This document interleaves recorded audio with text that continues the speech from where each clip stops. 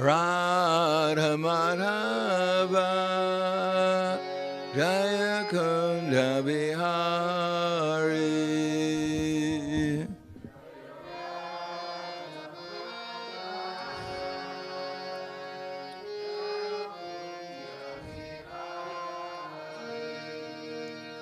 Jaya Radha Madhava Jaya Kunda Bihari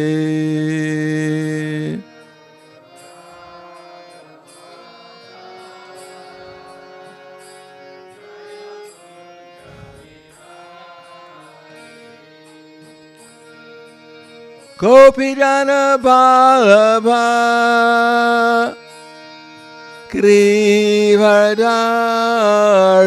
Grivardhari Jaya Grivardhari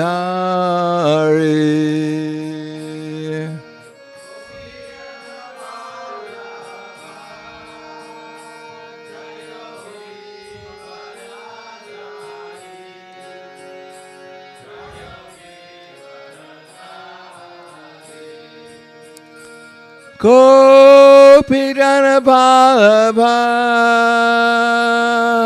Grivardhari Jaya Grivardhari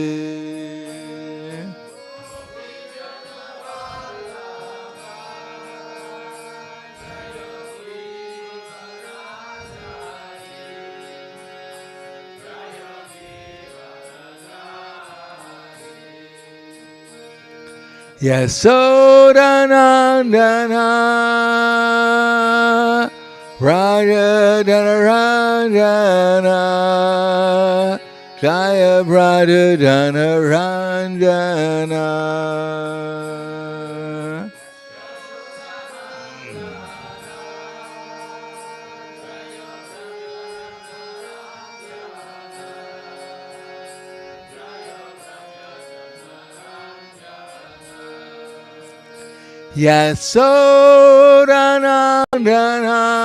Yasodhanandana Raja Dhanaranjana Jaya Raja Dhanaranjana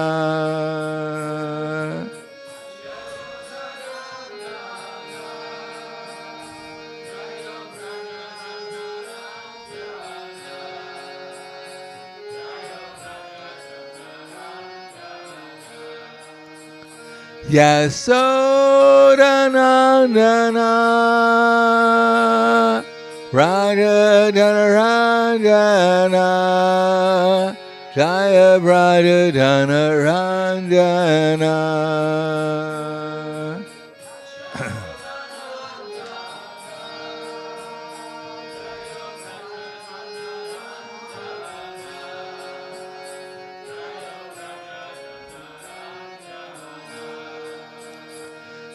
Yamuna Tiravarachari Jaya Kunda Bihari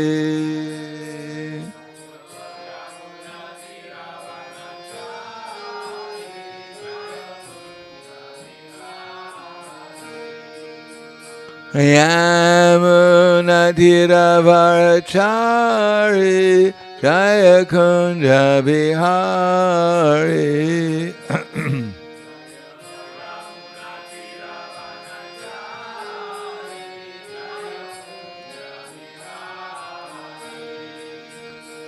Radha Madhava Jaya Kunda Bihari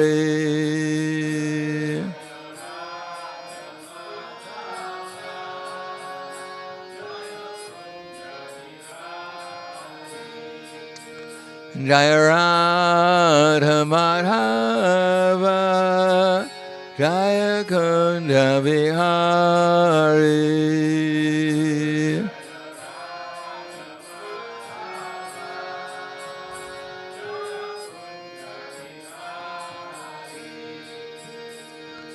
Gopijana Ballabha Grivardhari Jaya Grivaradari.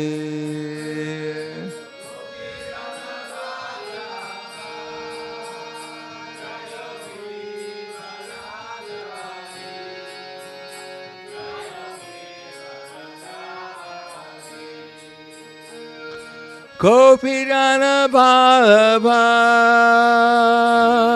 Grivadari Jaya Grivadari.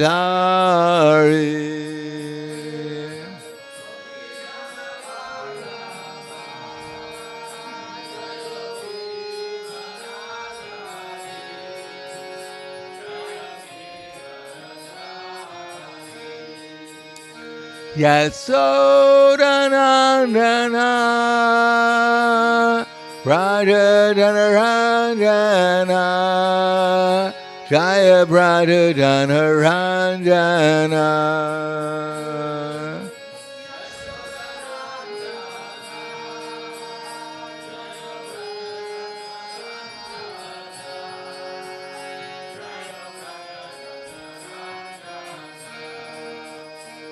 Yamunatiravarachari Jaya Kunja Bihari.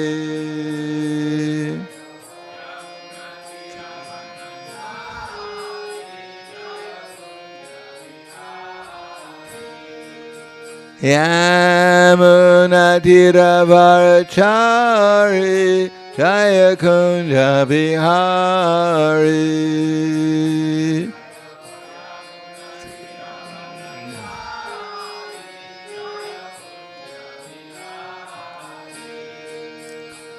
Yamunatiravarachari Jaya Kunja Bihari.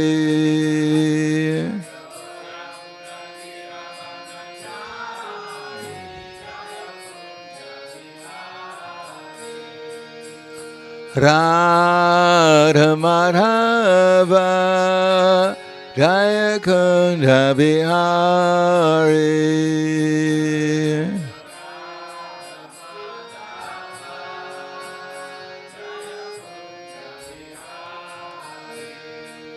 Jaya Radha Madhava Jaya Kunja Bihari.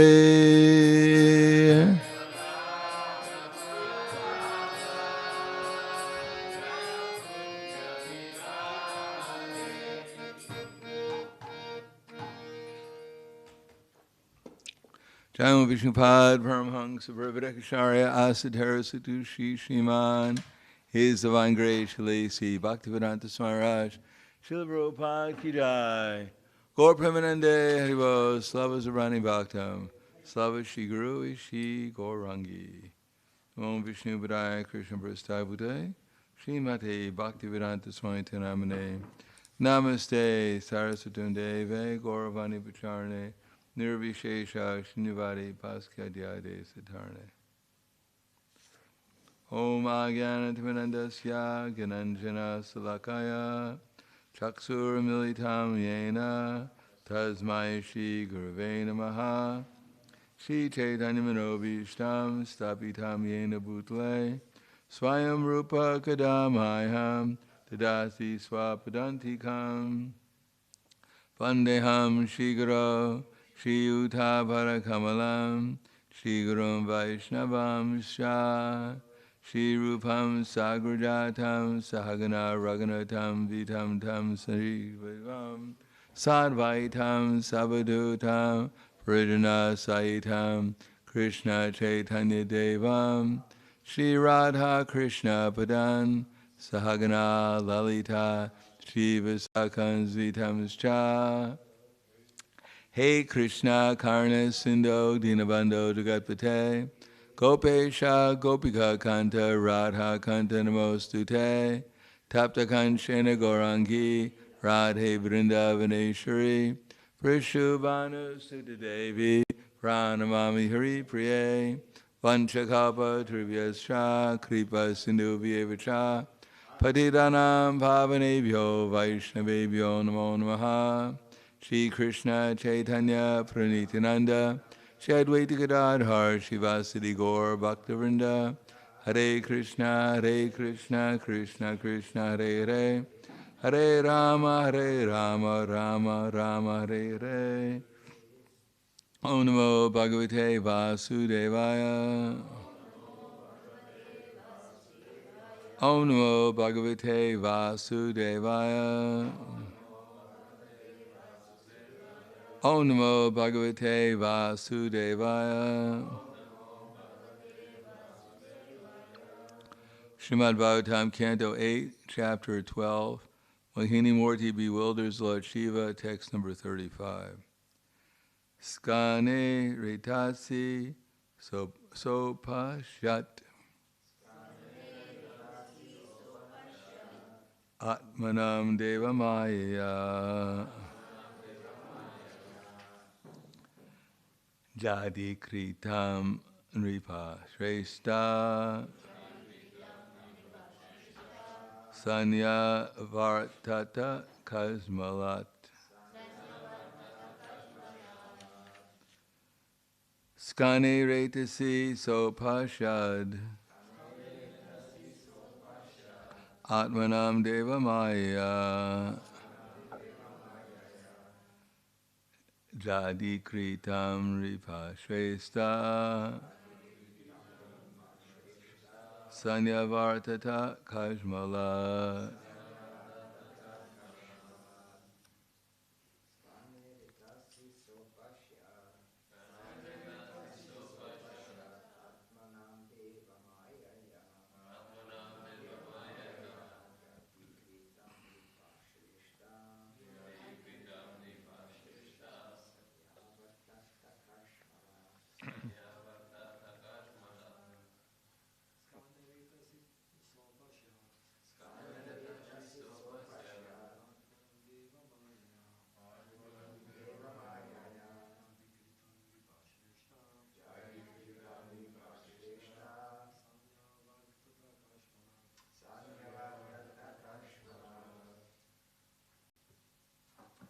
Ladies.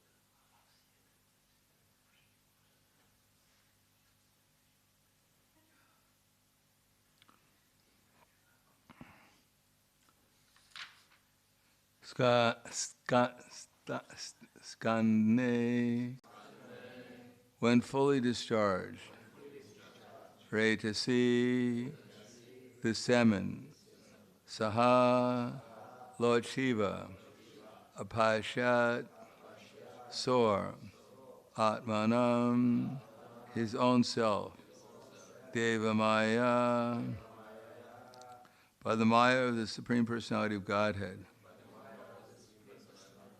Jadi Kritam, had become victimized as a fool. Nripa Shrestha, O best of kings,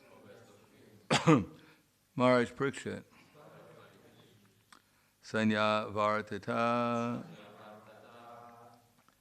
restrained himself further, Kasmalat, from illusion. Translation and purport by His Divine Grace, A.C. Bhaktivedanta Swami Srila Prabhupada.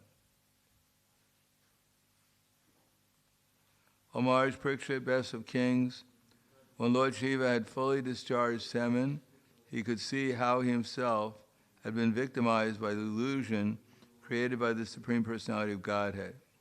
Thus he restrained himself from any further Maya. Purport.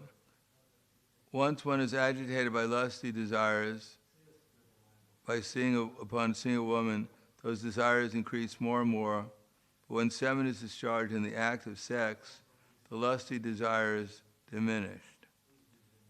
The same principle acted upon Lord Shiva.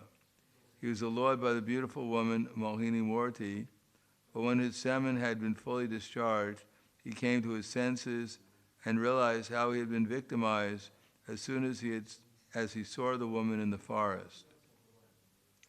One is trained to protect his semen by observing celibacy. Naturally, he is not attracted by the beauty of a woman. If one can remain a brahmachari, he saves himself so much trouble in material existence. Material existence means enjoying the pleasure of sexual intercourse. Yanmaitunadi griyamedi sukham. If one is educated about sex life and is trained to protect his semen, he is saved from the danger of material existence. Namo Vishnu Padaya Krishna Prasthaya Bhutaya Srimate Bhaktivedanta Swami Namane Namaste Saraswatunde Ve Gauravani Pacharane Nirvishesha Srinivadi Paskyatyade Satarane.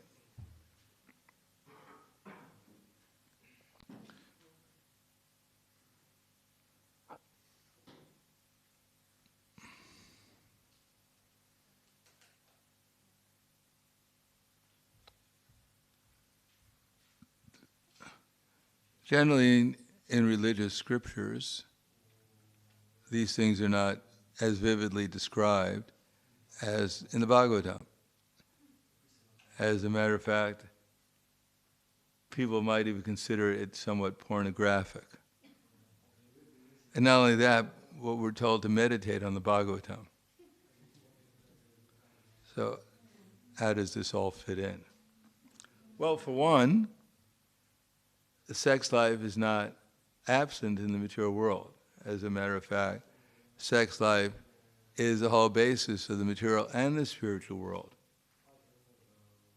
So it is not that only in the material world there is sex life and the spiritual world is all one.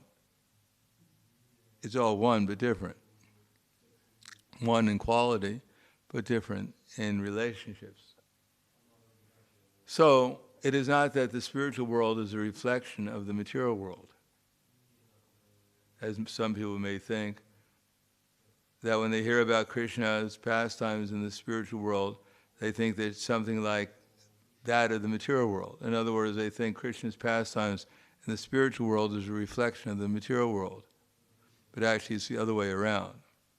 As Krishna says, Urdvam alama dakshakam Ashvatam prahor abhiyam chadamsi yasya parnani yastvam veda savedavit. That there is a banyan tree, and it has its roots upward and its branches down.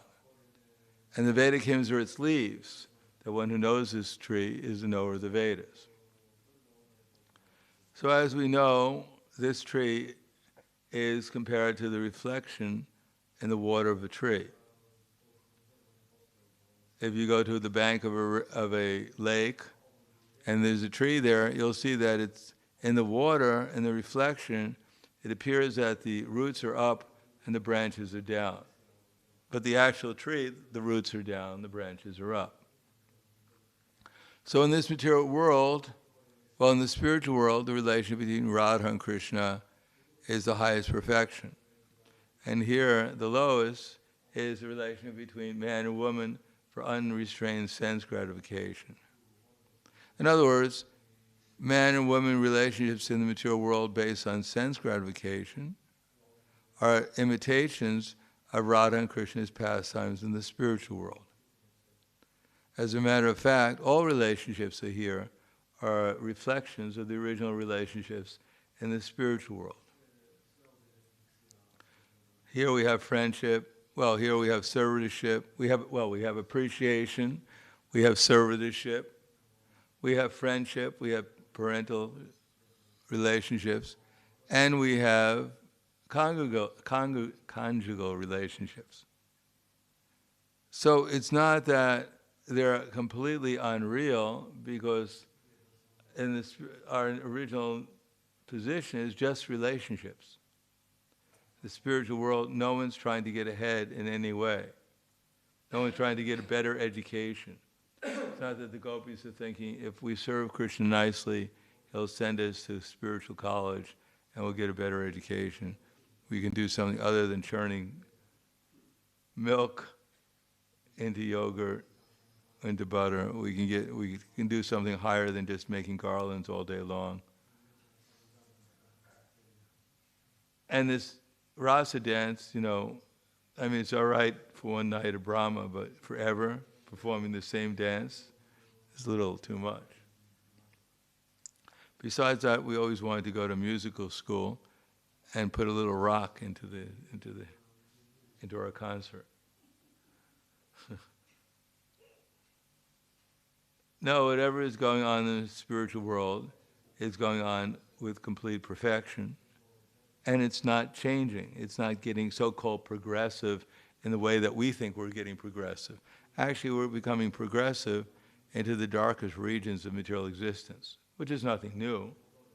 The darkest regions have existed since time immemorial. We're just making our way there gradually. And this is the name of so-called progress. And what is the whole thing? It always comes down to the same thing. Eating, sleeping, mating, and defending. We may decorate it in so many different ways. We may glorify it in so many different ways. But it comes down to the same thing. But it's not abnormal. Because if we go back to the spiritual world, they're also eating. It's not that they're all yogis sitting on the bank of the Jamuna and, meditating on Krishna all day long. And someone comes for some prashadam and says, no, not for me. I don't I'm only into meditation. I don't eat. It disturbs my meditation. And sleeping, oh no, we don't sleep. We're eternally awake in the spiritual world. We never sleep at all. There's no variety. We're awake at every moment. Prabhu, in the spiritual world, someone says, you're asleep. No, I'm never asleep. I'm eternally awake. How dare you imply that I was asleep? That's for the materialists. I'm always awake. And even mating, there's men and there's women in the spiritual world.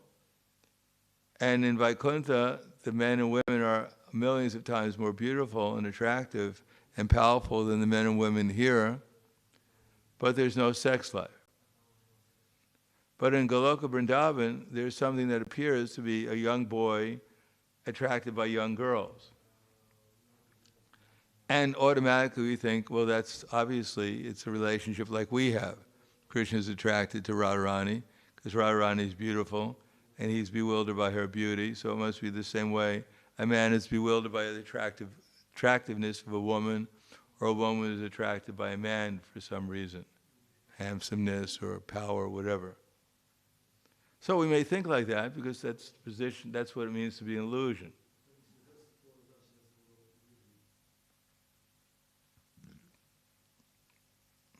That's what unless one has spiritual experience, then with one's spiritual body, then one will naturally think it's something like the gratification of the senses we have here. Therefore, it's compared to be gold and iron, that in the spiritual world, the prema is considered to be like gold, and in the material world, kam or lust is considered like iron. But since we're only used to the iron, therefore we may not understand prema so deeply. As a matter of fact, we may not understand anything about the spiritual world deeply. We don't even understand that we're part of the spiritual world, that we're eternal. What to speak of what's going on in the spiritual world. We don't even know what's going on with ourselves. We don't exactly know where we are. We seem to be floating somewhere, our consciousness, but we're not clearly. If someone asks you where the soul is, where are you as the soul? Do you feel like you're in the heart somewhere? Yeah, I always say, I'm in the left ventricle, 3 inches in the left ventricle. No, we don't even know where we are. We don't even know what we're supposed to do because we're not doing anything. We're just observing the material world and we're desiring my body here, take my body here, move it a little bit over there, and move it there. We're desiring. Krishna is like the quadriga. He's like, that's Spanish. He's like the chariot driver, And he's moving our chariot here and he's moving it there.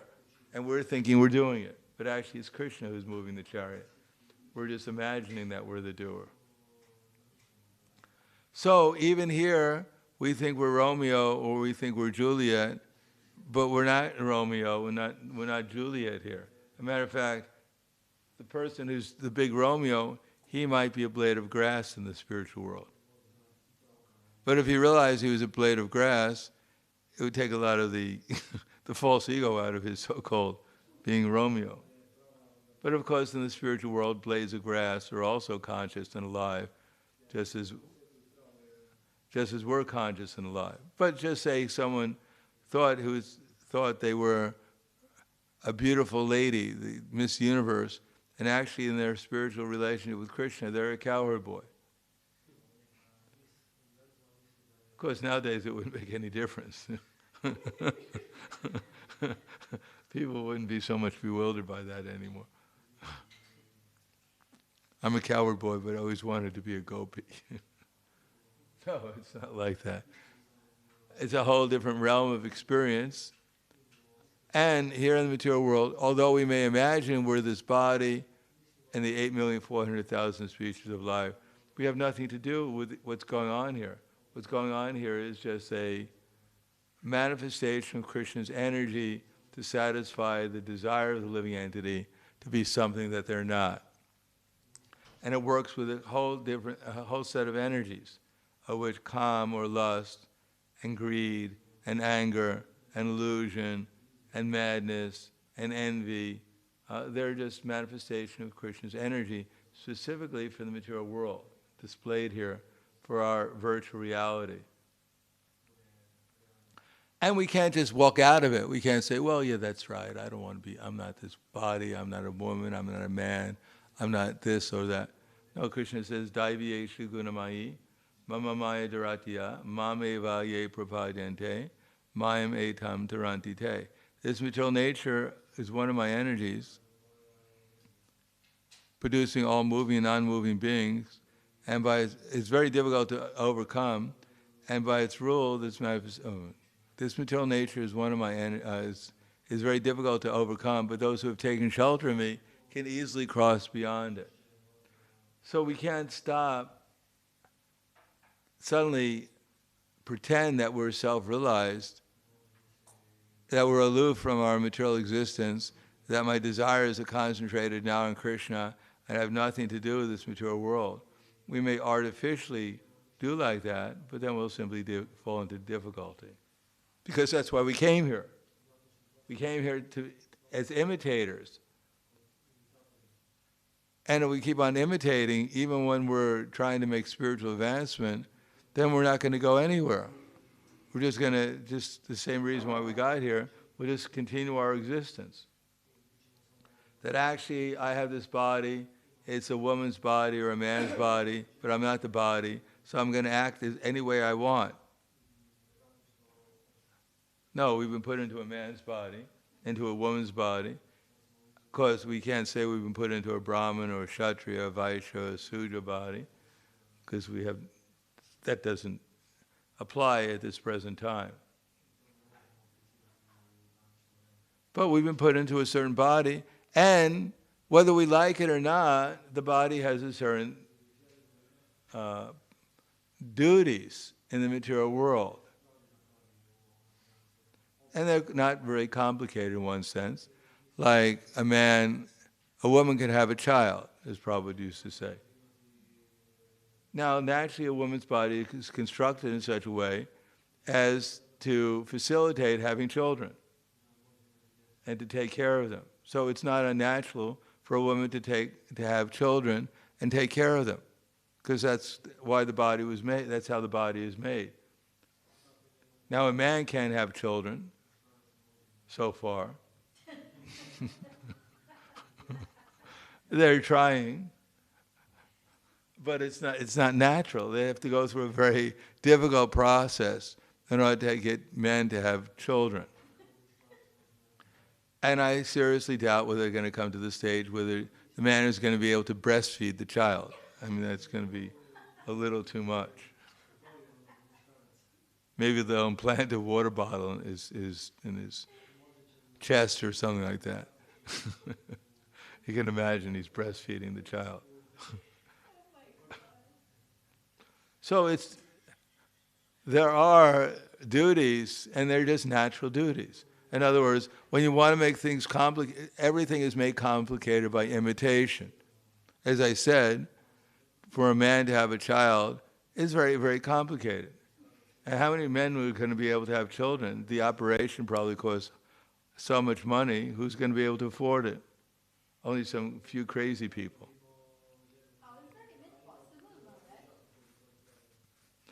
How is it? They don't really have children. You can take a womb and plant it anywhere, even within a man, and then just pretend he's giving birth. Well, everything here is a pretension anyhow. Either that or an illusion. We may have the body of a man or a woman, and we're not pretending that we're in the body of the man or a woman, but we're in the illusion that I'm a man or I'm a woman. So there's pretension and then there's illusion. To be an illusion is bad enough, but if we can get out of the illusion by accepting our role here appropriately and utilizing things and accepting reality, and then working towards reality with the present situation we're under. Or we can be an illusion and then imitate even more what causes to become illusion, and then get deeper and deeper into illusion. So now we think we're a man and a woman, and if we get deeper and deeper in illusion, we'll think we're a cockroach in the future. Now, how many people here would like to become a cockroach? Even the most beautiful cockroach. Actually, cockroaches, when they're very tiny, they're actually quite cute. You've never seen a little baby cockroach? Well, yeah, I mean, they're cuter than the big ones.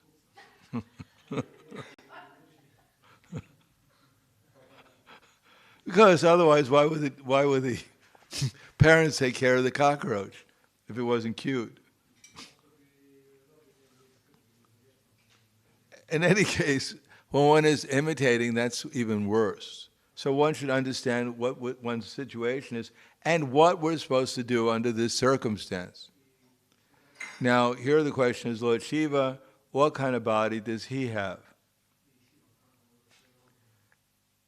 Because there's different categories. There's Vishnu Tattva, Shiva Tattva, Jiva Tattva, Shakti Tattva. So here it appears that Lord Shiva, does he have a spiritual body or a material body? As a matter of fact, as I was trying to find here, in the Nectar of Devotion, under the, I don't know what chapter this is. It's the second part of the Nectar of Devotion.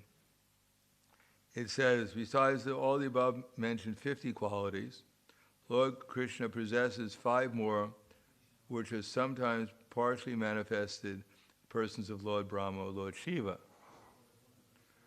These transcendental qualities are as follows: 51 changeless, 52 all cognizant, 53 ever fresh, 54 Satchitananda, possessing an eternal blissful body, 55 possessing all mystic perfections. So it mentions that Lord Shiva and Lord Brahma have these qualities to a certain extent. As a matter of fact, any liberated soul is going to have these qualities to a certain extent. Even perhaps more than certainly Lord Brahma, who definitely has a material body. And Lord Shiva also has a spiritualized material body.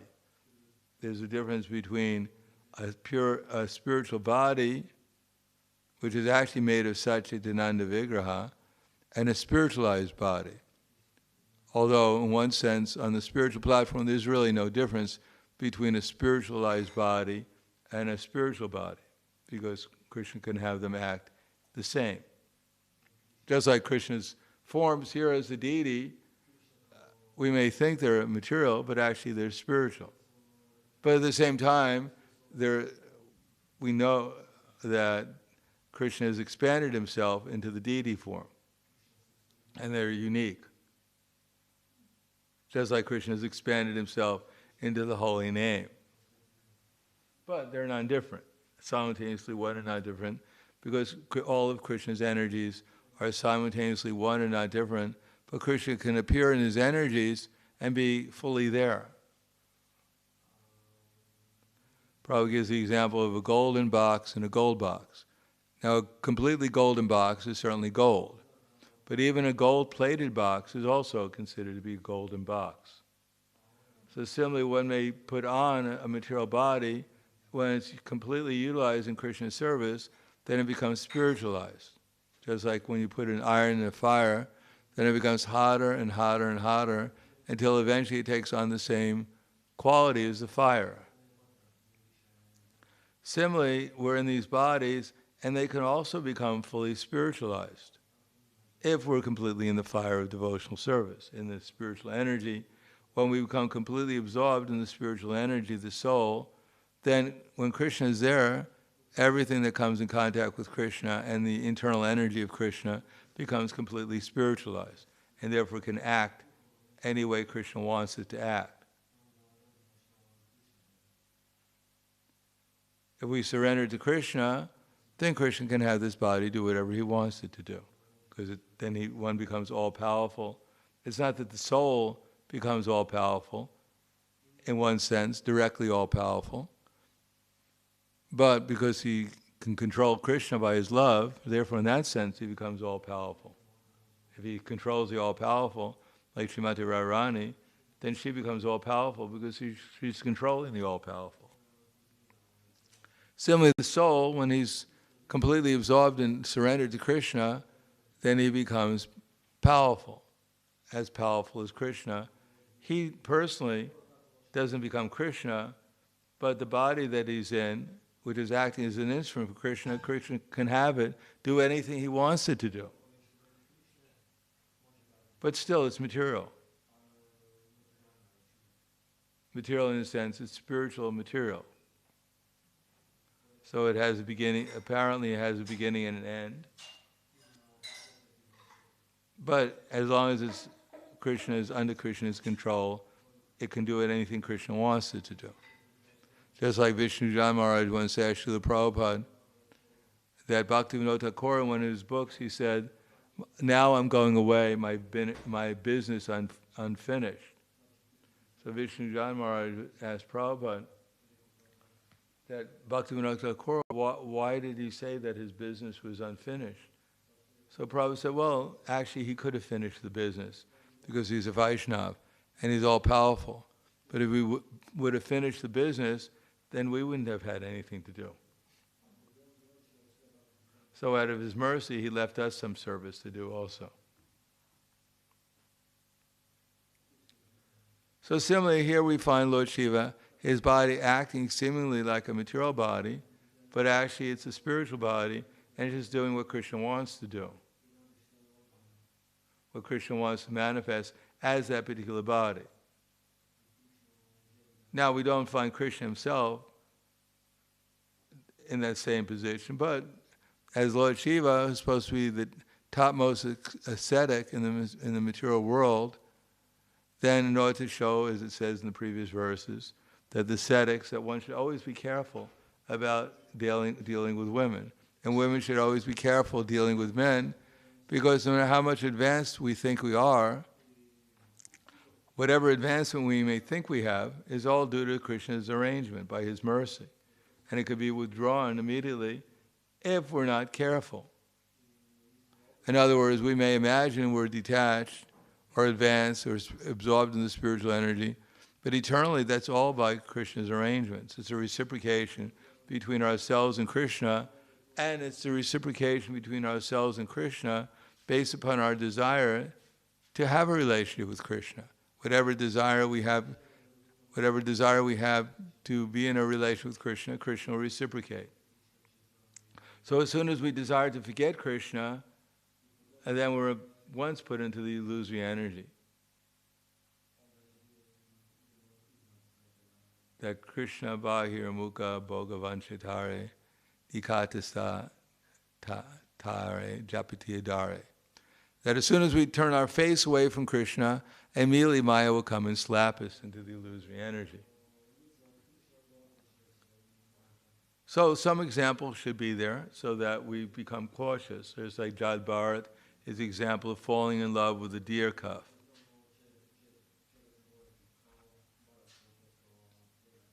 Now, of course, that's not the only example. Here is another example. Lord Shiva becoming bewildered by Mohini Murti, by Krishna's arrangement. Not that Shiva is anything less, or that what he's doing is anything less, because it's all being done by Krishna's arrangement for our edification is a word which you may not know, for our education. That's why we have these pastimes are there to be put into Srimad Bhagavatam to give us caution. Lord Shiva, his position was not affected by his becoming enamored by Mohini Murti, who happens to be Krishna herself. But if we become enamored by the opposite sex, or the same sex, or by animals, or whatever, then we become affected. So this is meant for our education. It's not meant as a criticism of Lord Shiva, or to give people some entertainment while they're reading the Bhagavatam.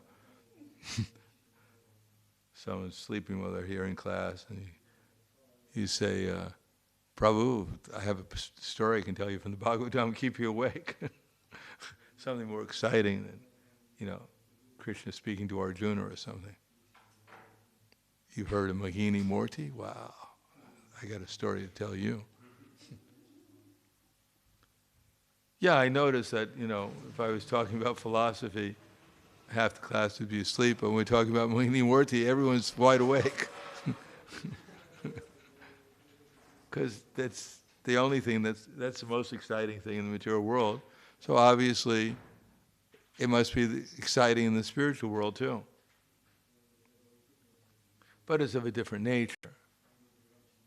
But that nature we can't understand, nor do we have to understand this lesson that's being taught here, that one should be careful, although one may be as exalted as Lord Shiva. Even Lord Brahma, he gave us a lesson, he ran after his daughter, but of course that lesson was a little different, that he was really in Maya, but still he's Lord Brahma, so those who thought he was in Maya and criticized him, such as the sons of, what was the demigod's name? The sons who criticized, there were 5 sons of Marichi, who criticized, what's that? No, it was Marichi. When Lord Brahma was running after his daughter in the form of a deer stag, the sons of Marichi saw her and they looked at him they didn't even say anything. They just looked at him with abomination, that he was doing something abominable. And because of that, they fell down and became the sons of Hiranyakashipu. And after that, they took birth as the sons of Devaki, and were killed one after another, till Krishna came and took them back to Devaki, and then they were liberated again, went back to the heavenly planets. So in any case, we have to be aware of our limitations in understanding this philosophy, and not take Bhagavatam in any way as something to imitate, but something to understand and appreciate. And if we follow the process, gradually these things will be revealed to us, not only theoretically, but by experience, and therefore we'll understand the value of such examples as being displayed in the 8th canto of the Srimad Bhagavatam. Obviously, if they started this in the 1st canto, people would buy the 1st canto and they think, well, these people are really strange. Of course, they think we're strange anyhow, but they would have thought, maybe we would have gotten more followers, but for all the wrong reasons.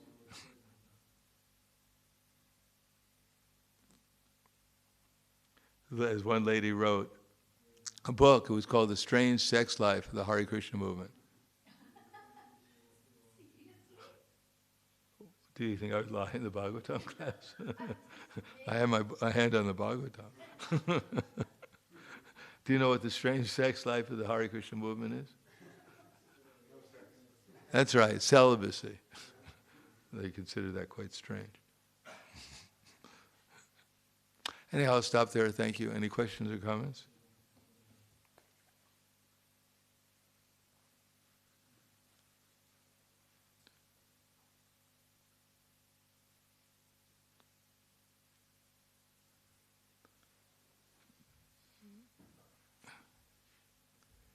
Where's the magic wand? Oh, there it is. I was just, thank you, Maharaj, for the class. I was just reflecting on that last statement about strange sex life of Hare Krishnas. And in the Western world, it seems strange, but in India, celibacy and, self-control has been valued and prized and appreciated and sought after goal, rather than, uncontrolled sex life in the Western hemisphere of the earth. So I was just thinking, when Srila Prabhupada said, here we are trying to restrict sex life, and this, I don't know what it was, social worker or somebody, he said, oh, I like sex life. And Prabhupada said, just see, we are giving the solution and they don't want to take it. So the thinking is, what? Why should I restrict sex life? What's wrong with you for even suggesting it? The concept is just not there. The value of self-control and the value of following the regulative principles, because enjoyment means all those things. Yeah, because there's no education. Hmm. The whole society has been upside down since Shringi cursed Maharaj Parikshit. It was downhill after that. Then the cow wasn't protected because they lost the Brahmins, they lost the Kshatriyas, they lost the Vaishyas. Everyone became Shudra or lower than a Shudra. So our business is to educate people. Right. Educate ourselves First. as long as we're educating everyone else too. So we can give people a higher taste. In other words, all this philosophy is meaningless unless people are in ecstasy. Unless they can actually experience the internal energy of Krishna. They have no choice but to try to experience the external energy. As a matter of fact, that's what they're doing. Right. They'll be forced to experience the external energy of Krishna. So we're just telling people, you have a choice, and giving them an opportunity, including ourselves, to take two. Thank you. Anything else? Hvala. Grantaraj Srimad Bhagavatam ki jai, Srila Prabhupada ki jai, Gaur Premanande.